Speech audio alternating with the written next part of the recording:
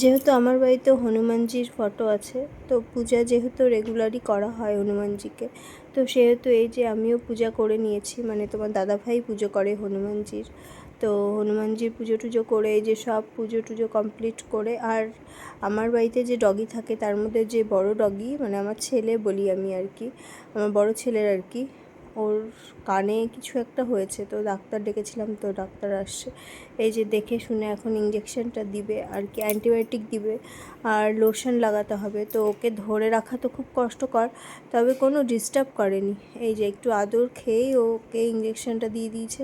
তো যেহেতু তোমার দাদাভাই হাতে লাঠিটা নিয়ে রাখছে যাতে ভয় পায়, একটু ভয় পায় লাঠি দেখে, ওকে মারতে হয় না, ও কথা খুব ভালো বোঝে, মানুষের মতো কথা বোঝে, আর এতটাই ভালো শান্ত শিষ্ট, মানে এই যে ঘরের মধ্যে ঘুমাচ্ছে, ও ব্যথায় কোনো রকম ঘুমাতে পারছে না, তো তাই জন্য ডাক্তার ডাকা হয়েছে, এই যে ইঞ্জেকশন দিয়ে দিল, আর এই যে আমি এখন একটু আদর করে দিচ্ছি। তারপর আবার ওর কানের পাশটা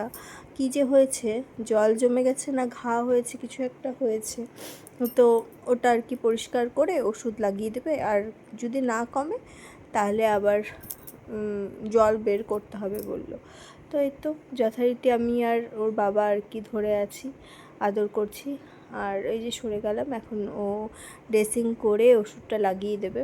আর বলল যে প্রত্যেক দিন এসে এসে অ্যান্টিবায়োটিক দিয়ে যাবে। তো ঠিক আছে, টাটা, দেখতে থাকো, সঙ্গে থাকো।